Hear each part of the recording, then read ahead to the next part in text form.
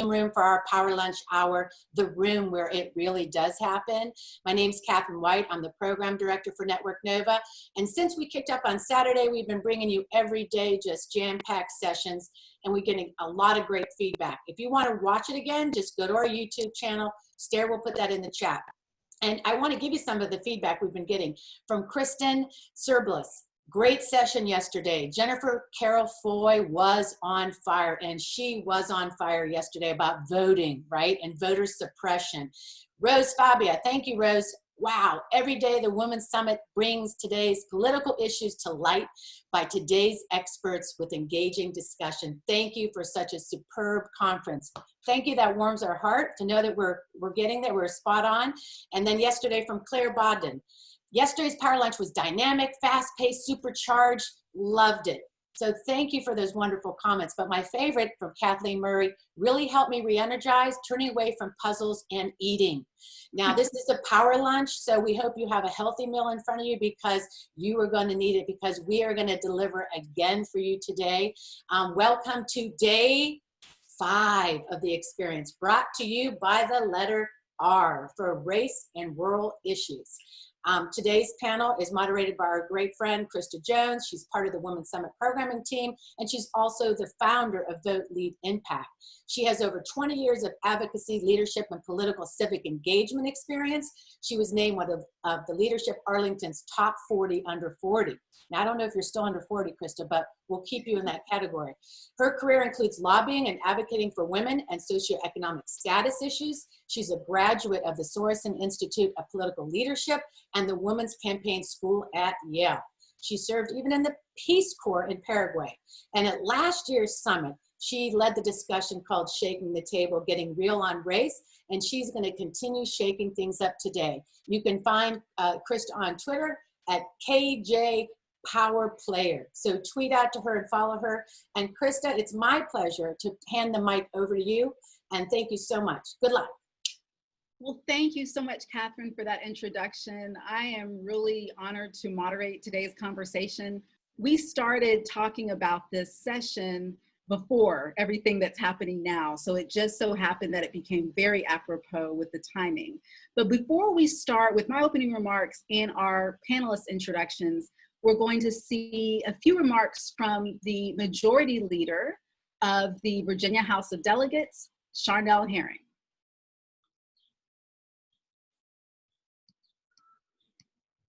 I just want all of us to sort of reflect about the events that happened this spring. From Central Park to a young woman who was killed in her home in Kentucky, to Black men who are killed at the hands of those who are to be keepers of our Constitution.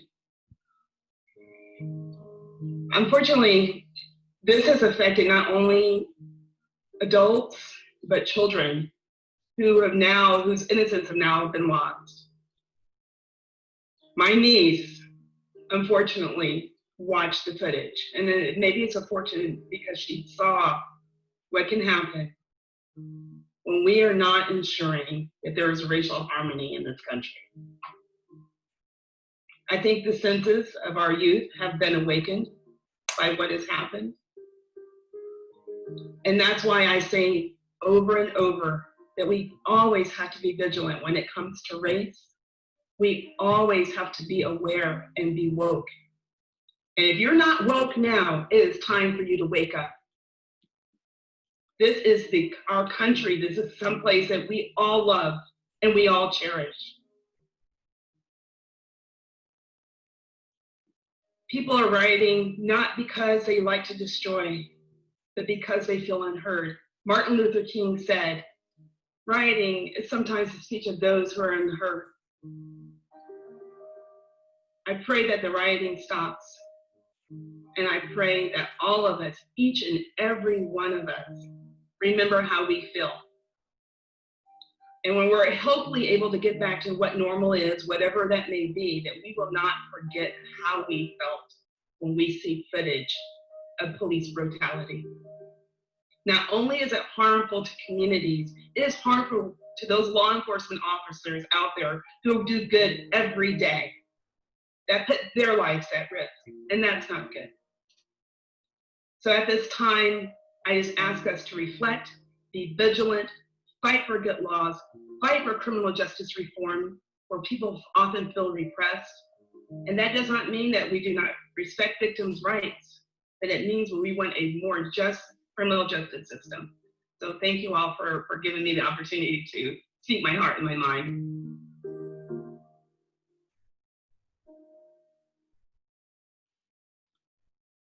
Thank you, Charnel, for those remarks. And truly, you know, Charnel was one of the first African Americans elected to the General Assembly in Virginia from Northern Virginia. So her rise, her political career is just such a great example of what our country can do and the importance of having diverse voices around the table. So I'd like to start off with some opening remarks before we introduce our panelists. In December of 2017, Doug Jones was elected in a special election to the US Senate from the state of Alabama. It was clear after that election that Black women played a key role in electing Senator Jones, in turn flipping a seat for the Democrats. You then begin to see a lot more public images and attention of the power of Black women in politics, something that many of us have known for decades. Now the public was finally recognizing the power of Black women. And I began to think about why we would often, in 2018 at the time, see Black and white women doing the same voter outreach activities separately. What would happen if we could work together as advocates? How much stronger could we be if we listened to each other and learned from each other? I decided to put together a series of focus groups of Black and white women to discuss how we could work together more effectively and to get to the root of some of the baggage that we carry when working with each other. This baggage starts in slavery, it runs through the suffrage movement, it meanders alongside the feminist movement, and is still present with us today. In those focus groups, we talked about everything from hair to family ideologies about race to even men in the workplace and romantically. Today, we will delve even deeper to discuss key issues such as allyship, trust, and the idea of the white liberal to determine how we can get past some of these long-standing challenges. Last year, as Catherine mentioned, for the Network Nova Women's Summit, I moderated a discussion called Shaking the Table. We knew that if we were going to be ready to do the work, which was last year, taking back the Virginia legislature, which we did, and this year to take back the White House, which we will, we are going to have to do things differently. Last year's conversation ended with Pastor Michelle Thomas saying, we have to do more than shake the table, we have to break the table. It was in that vein that we conceived of this panel, Getting Real on Race. And when today's panelists started planning in the context of the current events in our nation in which race is front and center, from the public murder of George Floyd to the persistent structural inequalities which we are reminded of, they already exist, but we're reminded of through COVID-19, we decided it was time to detonate that table. In order to understand racism, we must first note that it does not operate alone. In terms of white supremacy, in Robin DiAngelo's best-selling book, White Fragility, she clearly reminds us that race is a social construct. She notes that freedom and equality, regardless of religion or class status, were new ideas when the United States was founded. But at the same time, the US economy was based on the abduction and the enslavement of African Americans. The colonizers who came were not free from their own deeply internalized patterns of domination and submission. This tension had to be reconciled in some way among the minds of the founders. Thomas Jefferson turned to science and suggested that there were natural differences between the races, and he asked the sciences to find those differences. The idea that racial inferiority was created to justify unequal treatment. The belief in racial inferiority is not what triggered unequal treatment. Capitalism. Malcolm X famously said, you can't have capitalism without racism. In 2016, Richard D. Wolff noted that the burdens of capitalism's instability fell much harder on employees than employers, and much harder upon some employees than others. Capitalism thus always faced a basic legitimation problem. How could it justify its unequal distributions of income, wealth, and the burdens of its systemic instability among the people whose condition of being free and equal capitalism was supposed to guarantee? By dividing human beings, capitalism's defenders could explain and justify why its economic benefits and burdens were so unequally distributed. Patriarchy. The JASS cross-regional dialogue brought together 48 global feminist activists. Maggie Mapondera from Southern Africa noted, "We call it Patrick. Patrick is an idea, a system, a persona with many forms and faces. Patrick works with its cronies, racism and capitalism, and other systems that collude to oppress women. Patrick is everywhere, even in your bedroom. Patrick tells you what you must wear, how you must look, where you must work, and what you must eat." So under that context, we are ready to begin our conversation with these amazing experts to share their personal experiences and their professional experiences with working with the issue of race. Now, I want to be clear that I know a lot of you are thinking, we're speaking to the choir, I've been involved with race relations and diversity, et cetera, for years, but the time is now to think about it a bit differently, to go a little bit deeper and to analyze your own personal biases and to figure out how we can really make this work, because it's obvious that our nation has a lot of problems with race and we all play a role in solving them. First, we have Karen Boykin Towns, who is the Vice Chair of the NAACP Board of Directors and President and CEO of Encore Strategies, LLC. We have Marjorie Velazquez, who is a Democratic District Leader in New York. We have Dr. Melvena Wilson, who's at the Center for Advocacy and Research on Health Equity. She's the founder. And we have Wendy Fields, who is the Executive Director of the Democracy Initiative. So to start out, if each of you could just talk about the definition of racism in your view, from your perspective, and can you also share how you see it in your everyday work? If we could start out with you, Karen.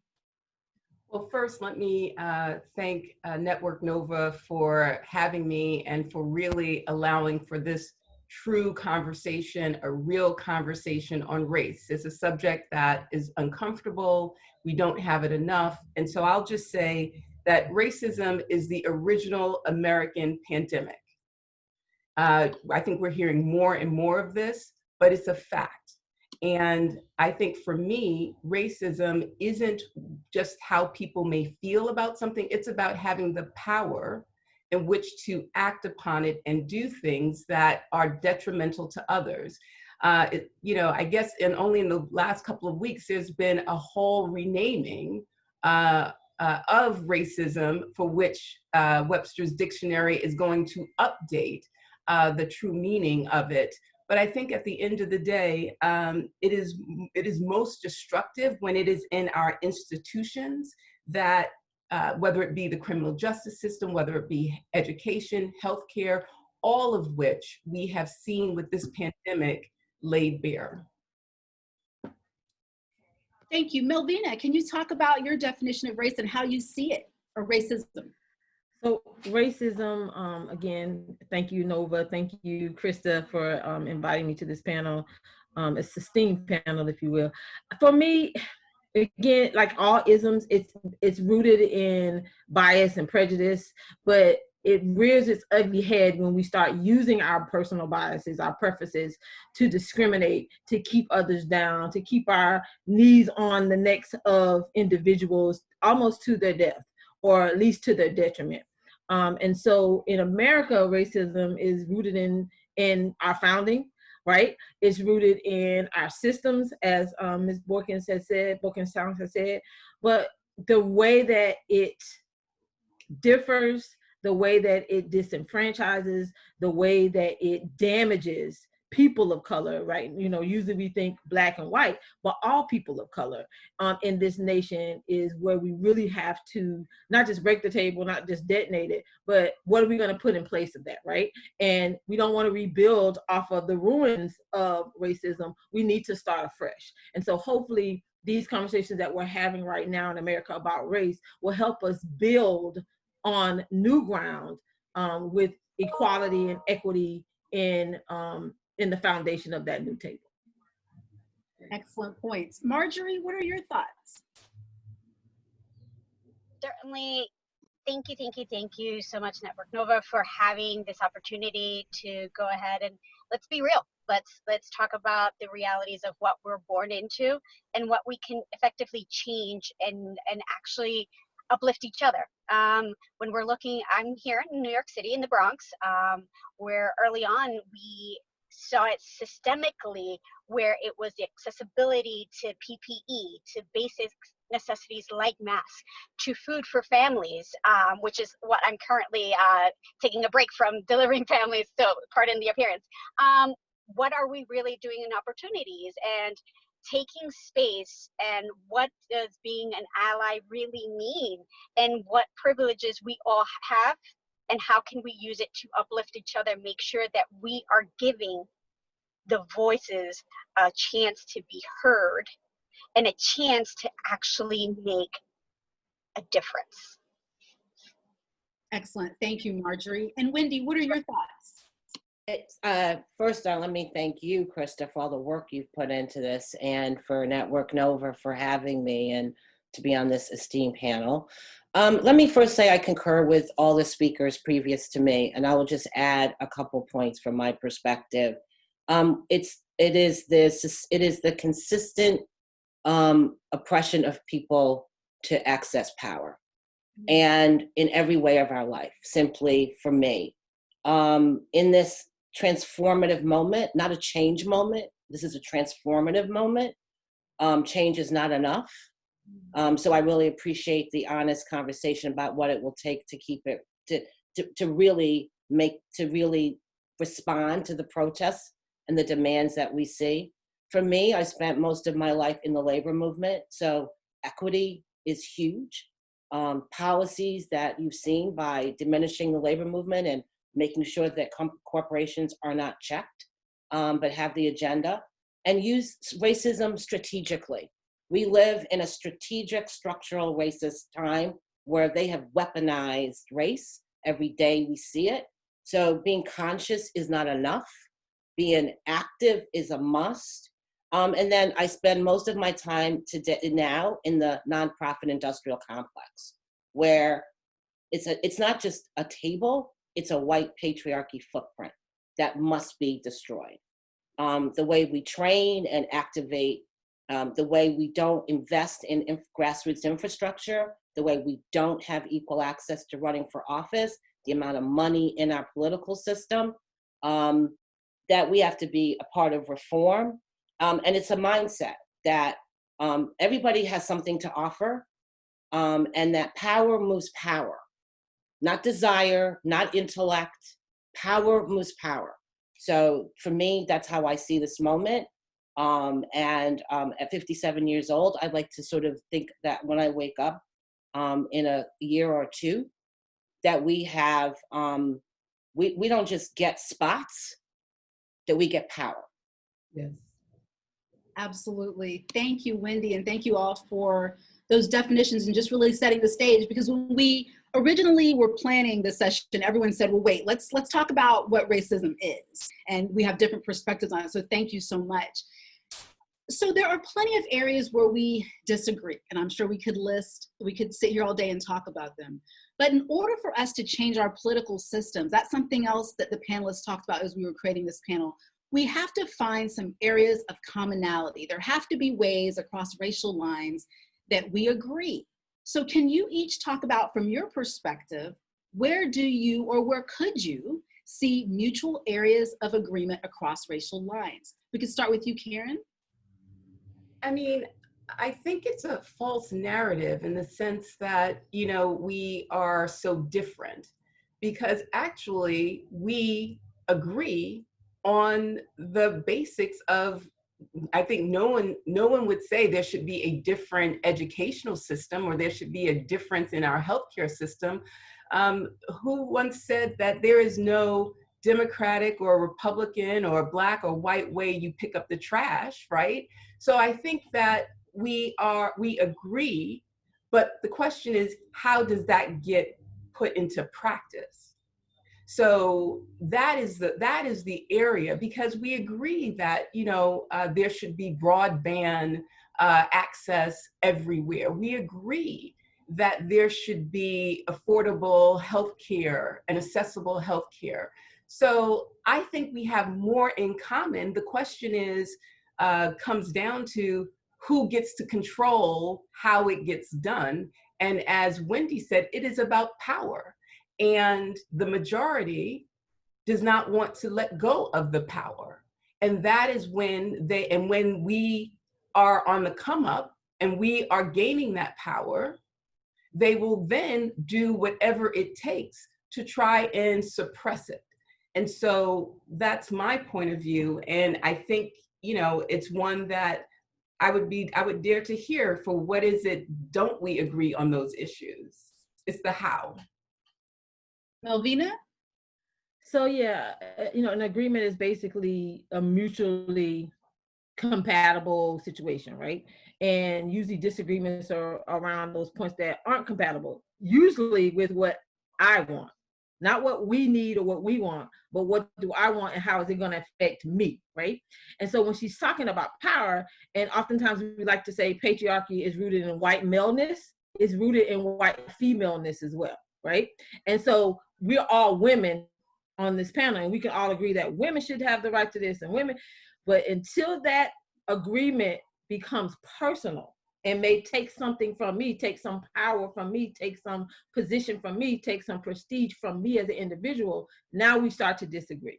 Because as Karen said, nobody disagrees that we love our families equally, right? That we would all want to be with our families in the time of COVID where they're passing away or they're struggling. We would want to be with our wives or our sisters or our cousins or our mothers as they're giving birth to our siblings. We would want to be there at end of life crucial times, but COVID has said that we can't, right? And more importantly, COVID has said that if we go to the ICU and you happen to be a different hue than myself, you're going to go home. I'm going to go to the morgue, right? Mm-hmm. And that is rooted in the structures that have allowed for different individuals to have access to power, to be born with a level of power based simply on the hue of their skin that I and those who look like me don't have. And so we're agreeing that America is in a unrest situation, and there needs to be change. But I'm not so sure that we all agree that the change that some people of color are asking for is the same kind of change people who are not of color want, because that means you have to cede power. You have to give it up. You can no longer have your idols subjugating individuals in communities where you don't even live anymore. But you have to cede that power, and that's where we start to disagree. Marjorie, what are your thoughts? So there's a lot. I'd like to echo, and when we're talking about even healthcare, right?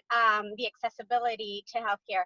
So there's a real issue with maternity mortality. And unfortunately, I lost a friend this year. It was a Black woman, complained about pain and was not hurt.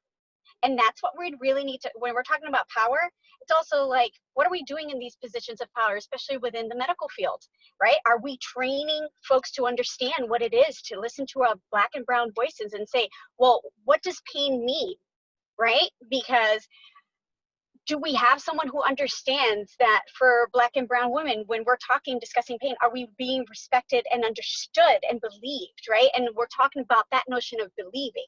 And when we're talking about folks that we're saying, hey, you need to be an ally, you need to be, that means listening, right? So part of the listening portion is also like, this is my time, this is my power, this is my privilege to go ahead and give my power and privilege to those that need it right now. It is ceding power. It is recognizing that there is a force to change. It is inside our medical systems first, right? How are we going to listen? How are we going to give our voices up to those in need, and how we're going to follow through, how we're going to hold folks accountable is the other lesson, right? There's listen, right? That's one portion, but then the next portion is how are we going to take action? What's a meaningful action to ceding that power? What does it look like? And I think that that's also in conversation to have with white folks. It's like, you think that ceding power is ceding your identity per complete, right? Or what does it look like to a white person? When in reality, we're also saying, we're asking you to listen. We're asking you to take action. We're asking you to treat us like you would treat your family. And it's tough, right? Because I think there's a lot of folks who understand it's, oh, but we're treating you like family. But would you do this to your family? Would you let your family member be in pain for so long? And I think it's taking those optics and making sure that you're coming from a place where you understand and you're able to be open to listening, which is a huge part of where we're coming from. Marjorie, you bring up some excellent points. And that very idea of pain, almost the idea that Black women in particular are not women, or not, you know, fragile like the white woman, and we should be able to take it, right? That's just who we are. So thank you for bringing up that particular point, and that's rooted in racism, obviously. So Wendy, please give us your thoughts.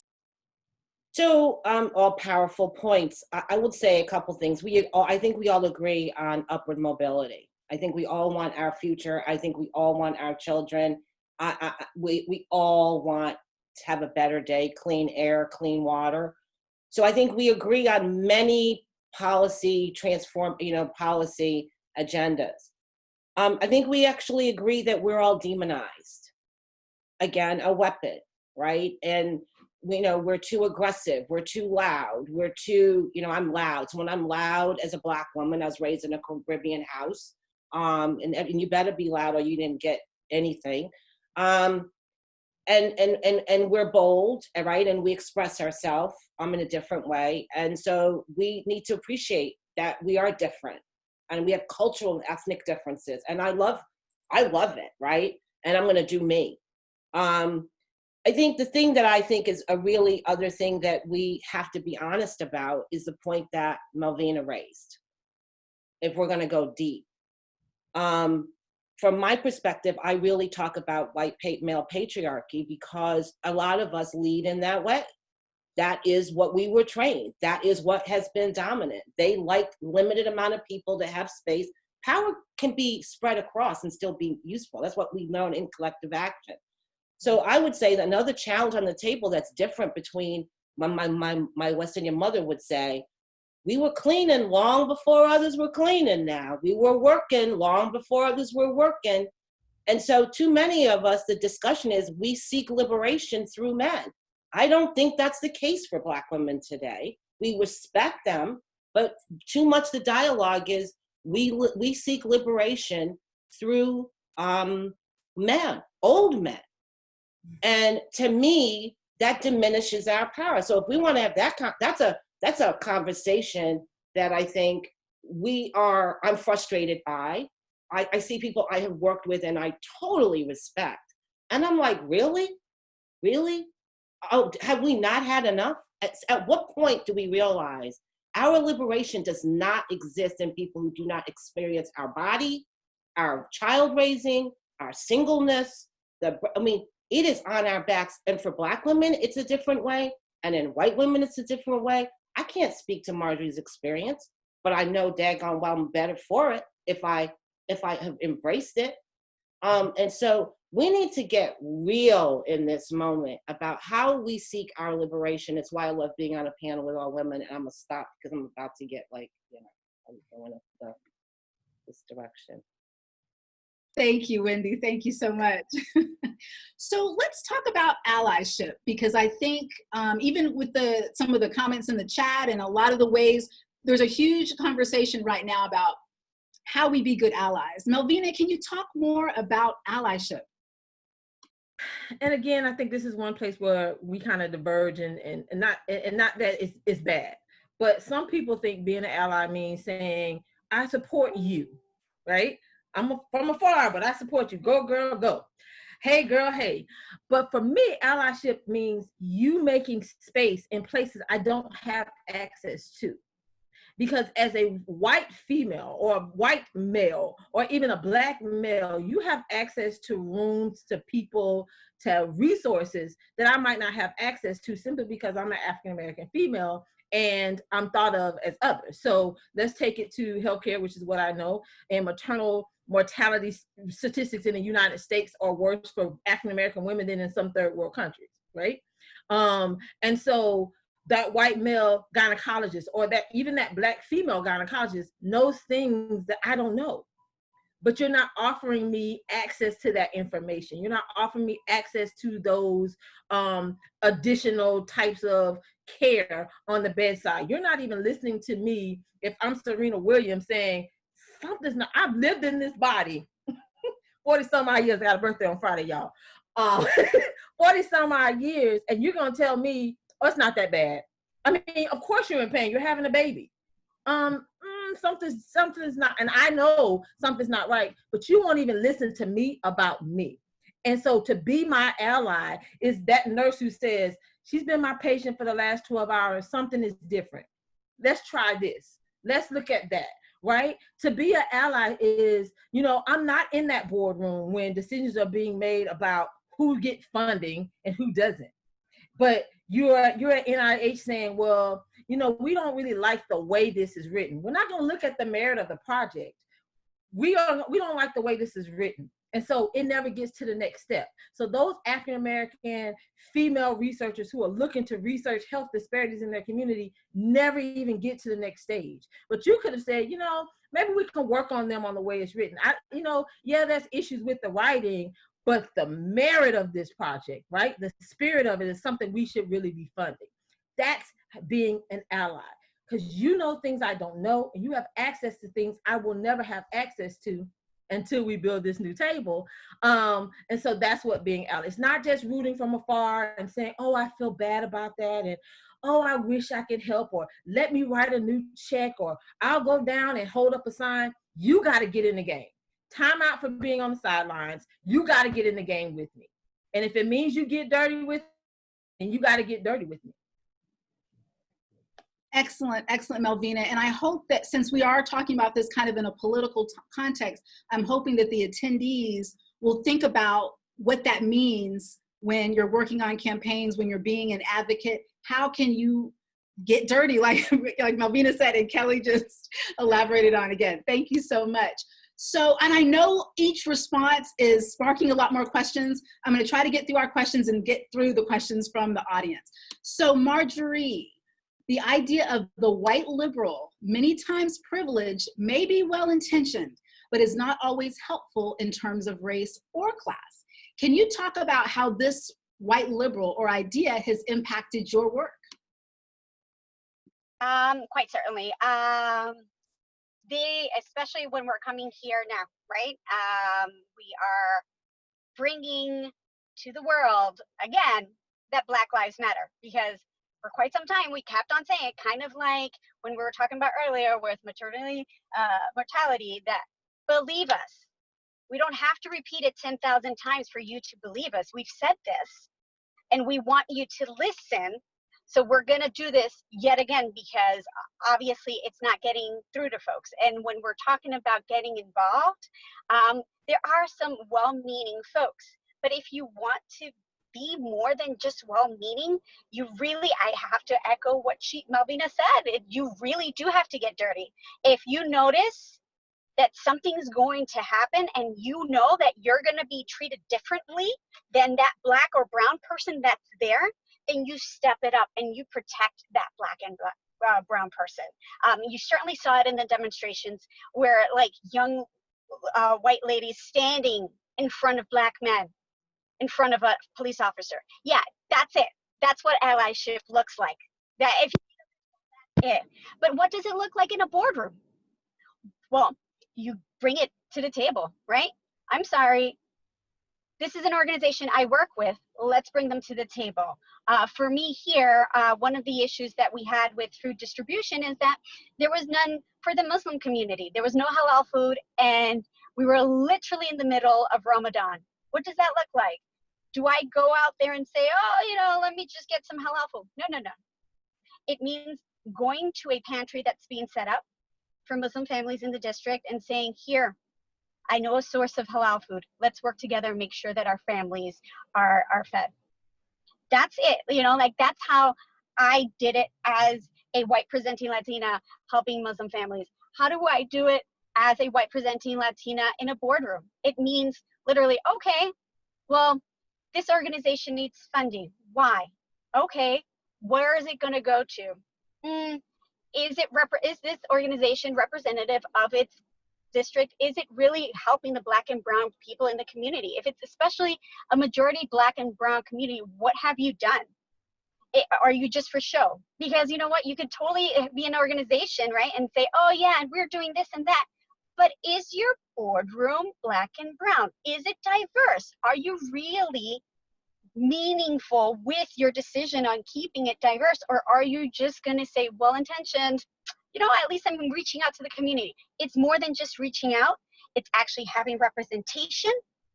And it's having people at the table. It's actually providing folks that room to be heard, to be believed.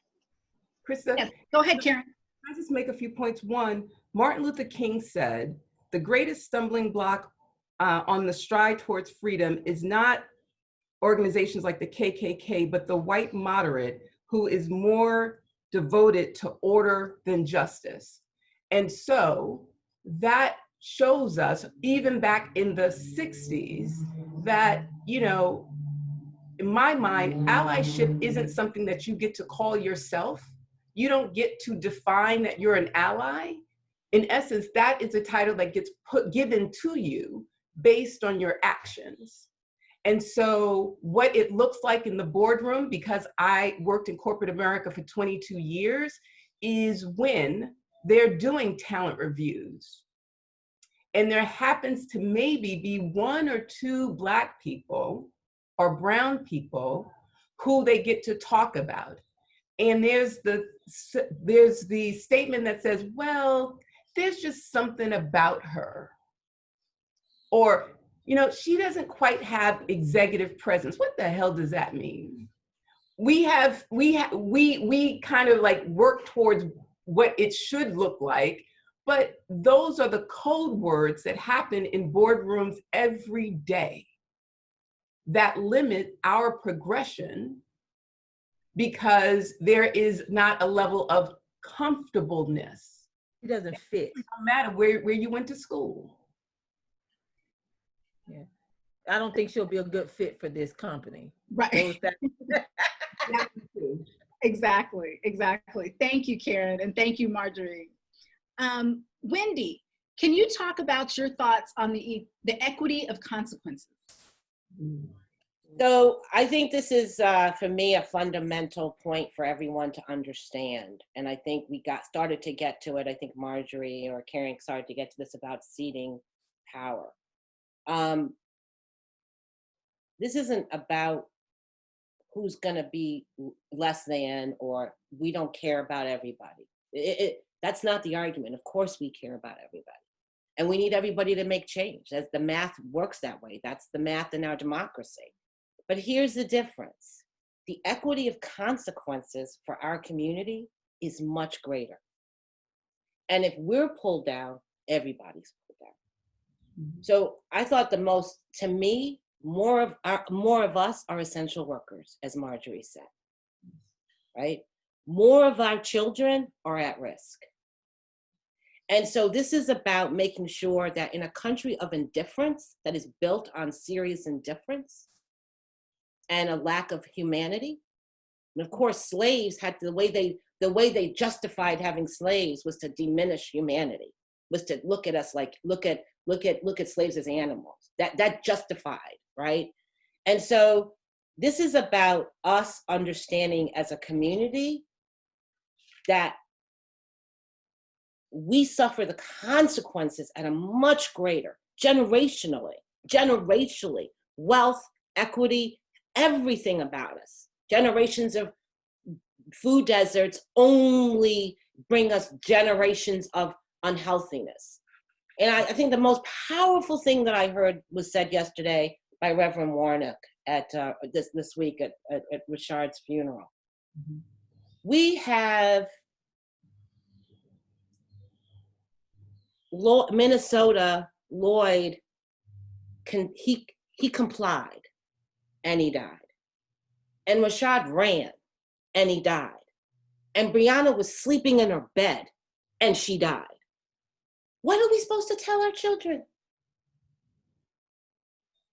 The pandemic has pulled it back. So, you know, some of these policies are going to have to go deeper, my friends, and they're going to have to catch us first. It's not just about what we're acting on, it's the priority. And sometimes we should not, my mother used to say about Aesop's fable, we may not be able to get it all because it's more urgent in our communities. And so that's the kind of reason why folks have to run and be part of the policy and be in the boardroom, because they weaponize that. They want to give us a little crumb so we can fight about that. So this we're not going to move until we get the consequences piece, because we're not going to, because I'm going to start somewhere in the back of our mind, oh, they're getting something more, right? That's why we lost affirmative action, right? We've been down this road before now, folks. This is not a new playbook. It's just a whole different set of characters in a 21st century where they can whip it and whap it on and weaponize it on Facebook, so, and on, you know, Twitter or TikTok. And so having that analysis is really important, and a strategic, thoughtful approach in this conversation, not just running out in the street, and understanding our space and how we're impactful. I can't, just because I like that issue, I'm not going to be able to impact that issue. But how you show up and lead and have courage and take risk with what you have, that's when we're going to get to that place of transformation, in my opinion. Absolutely. Thank you, Wendy. So, oh, Melvena. To that point, I think, you know, we all want to figure out, what can I do? What can I do, little me, and wherever I'm sitting right now with the lack of power I have. We are more powerful than we think we are. And one of my favorite quotes by Alice Walker is, we give up power because we don't think we have it. But everyone, it's like a team, right? I played basketball, softball, my whole life. I've been on a team. And the key thing about a team is, even Michael Jordan would tell you this, he had to have, even though he was making 100 points a game, there had to be 4 other people on that court, because that's what was required to meet the rules of the game. So everybody on the team has a role that they can play. Everybody on the team, you know, you might not be the most dynamic shooter, but you play defense better than anybody else. Play defense better than anybody else. That's how championship teams are built. Everybody has a role to play. And I think when people are, you know, in the chat, what can I do? Where do we go? You got a role to play. Like Wendy was saying, figure out what you're good at and do that. And do that better than the person standing next to you. And if we're all striving to be our personal best, we're all striving for equity on the team. You know, one of the rules of Little League is everybody gets to bat. And somewhere along the way, we forgot that. Everybody gets to bat in Little League. I don't care how you get your 4, 5 strikes. You play all the bummers with little kids. You like, okay, how many times little Johnny gonna get the bat? Cause but everybody gets to play in Little League. And that's what we're talking about. When you see the rise, when you see the demonstrations, when you see the protest march, we've been doing this since the 50s. We've been doing it, or the 20s, when you think about women's suffrage and taking it back to politics. We've been marching and saying, listen to me, give me equal access. At some point, we have to say, no more. I'm not asking you anymore. I'm telling you. Excellent point, Melvena. So I think a key part to a lot of this that we don't often talk about is trust. Karen, can you talk about why trust is so important when working towards common solutions to destroy racism? Trust is at the heart of getting anything done, right? And I think that trust is also earned. And sometimes when you give trust just willingly and then it gets broken, that makes it heartbreak. And so I'm just going to go there, right? So when we talk about trust and building with white women, and some of my best friends are white women, right? So what the point is, though, that we have seen in some organizations, and I'm not going to name any names because when I say, you'll know, where Black women have been in leadership roles in these organizations, they have caught hell.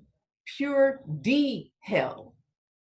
And we were working on the same issues. We had an agreement, but somehow trust was broken, and then they're out in the freaking media, you know, dragging people. And so it makes it hard. And so you got to have a good foundation, and a good foundation is built on trust. And I pray that as we move forward and we talk about allyship and the like, that trust is central and it will not be broken, because it is so hard to get that back. Excellent. Okay, so we have a few minutes left. I want to try to get to some of these questions. Maria asked, Dr. Wilson said we cannot build off the ruins of racism. We need to start fresh. Can you please give an example or elaborate? What does building off the ruins of racism look like versus starting fresh?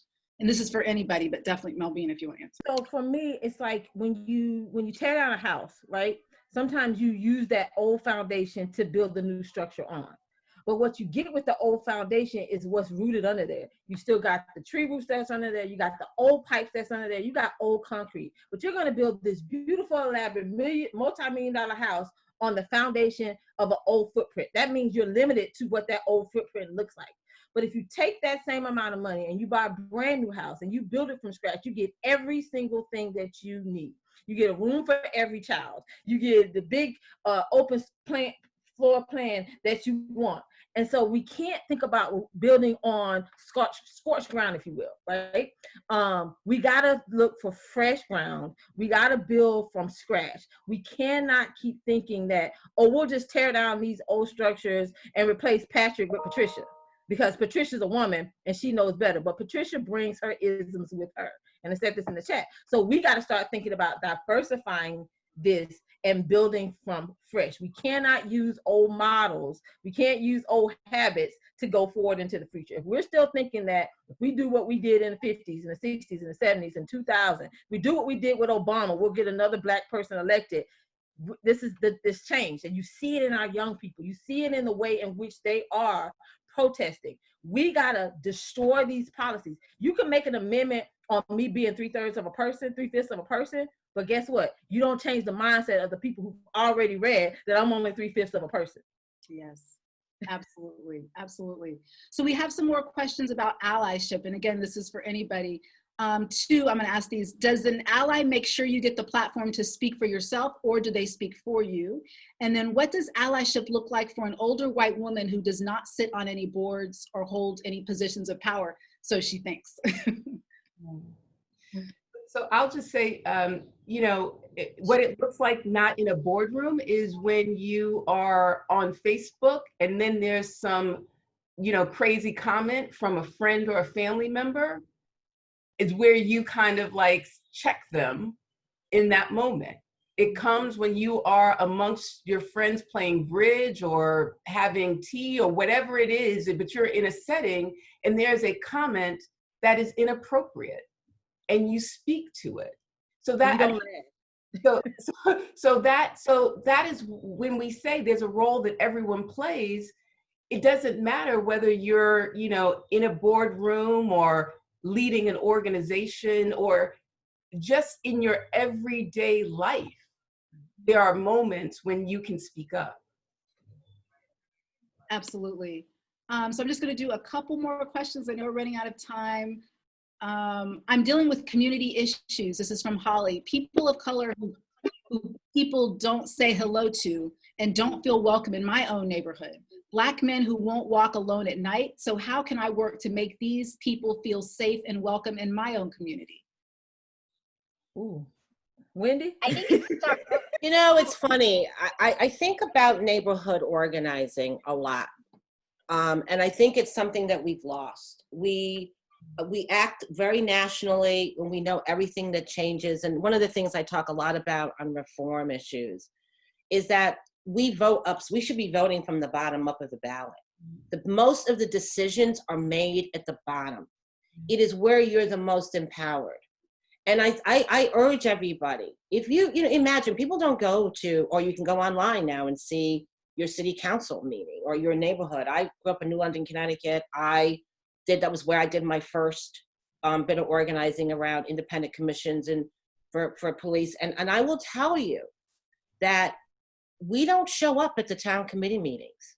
We are not in the commissions. We are not in those in the zonings. And if you want to make change and make your neighborhood safe, you better be there.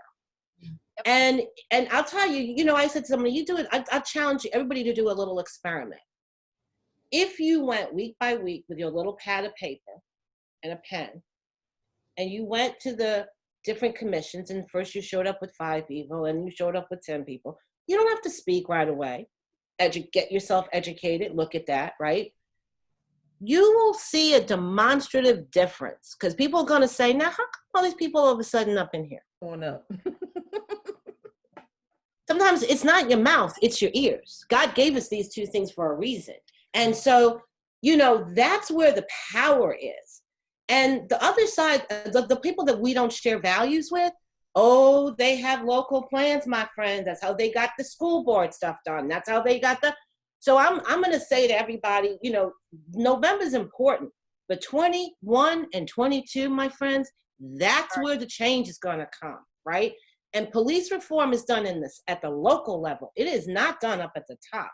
And so we need to get ourselves back into our neighborhood and into that park, or into, that's where change comes from. And they are counting on us to be on Twitter and impotent and not know who we are. And so that's what I say, get there now. Absolutely.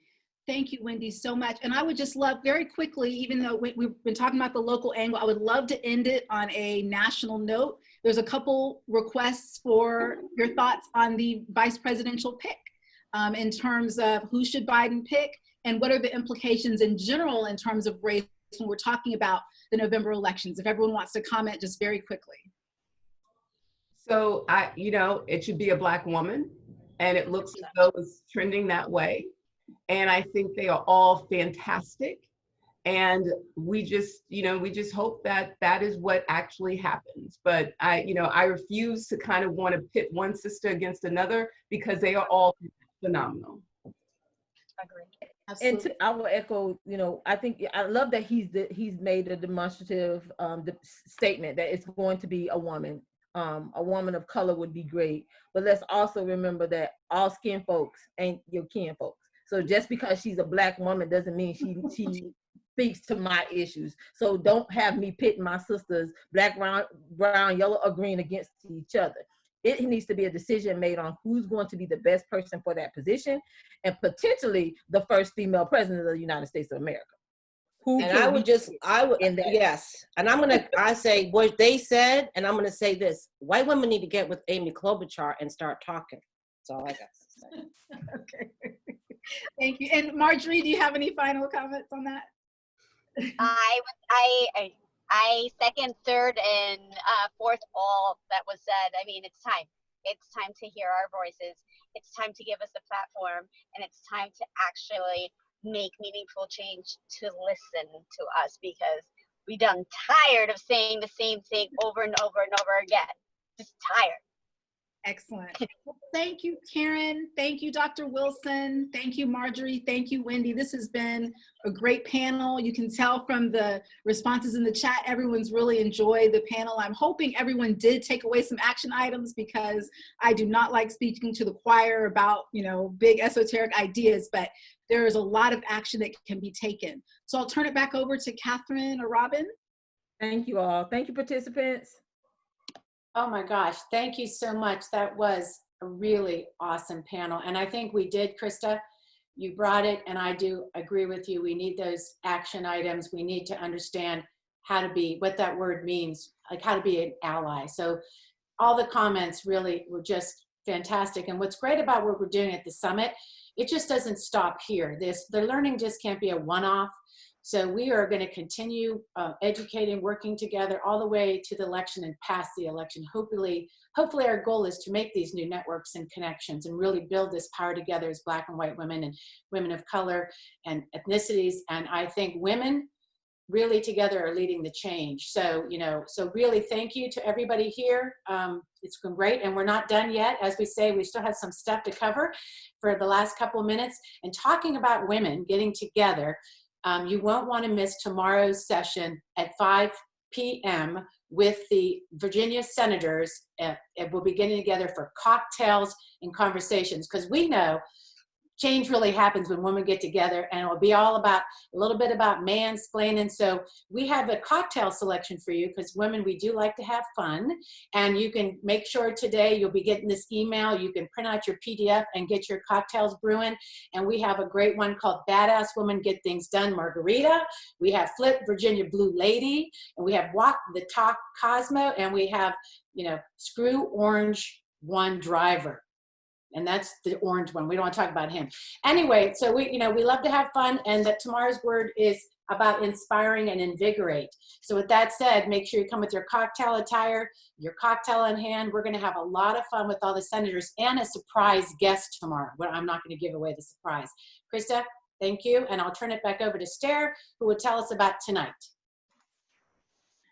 Thank you, everyone. That was very inspiring. So I hope to continue to be a better ally. Tonight we have Raising Rural Voices, and this is going to be with Chris Hurst and Wendy Goditis and Advocates V. Fry and Sister Simone. We're also going to have, it's going to be moderated by Lindsay Davis Stover, and we're also going to be having activists and candidates from the rural ground game there. So you won't want to miss that, what's been going on there. And the summit recap of the session will be emailed out as it has been. And the videos will be up on networknova.org/watch. Okay, so I'm going to put that in the chat before I leave. And also, we would really like everyone to consider getting a When We Vote, We Win team t-shirt from the Badass Boutique. You see it's a new item listed up there in the left corner. And that is networknova.org/shop. So thank you, everyone. We want to say a last thank you to our faithful sponsors and partners. There's a slide for that. There it is. Yay. Win Virginia, Family Friendly Economy, VA Our Way, and our wonderful partners that you can see there. Vote Like a Girl. I haven't had a chance to say them for a while, so I get to say them today. Vote Like a Girl, Rowan Tree, the Impact Center, SOAR, Bard's Alley, Headshots by Sam, Virginia's List, Resisterhood, and Forward. Thank you all, and thank you all for being in the room. Yes, thank you. It's a room where it really happens. We'll see you tonight at 7 p.m. Bye-bye, everybody. Have a great day. Bye. Bye.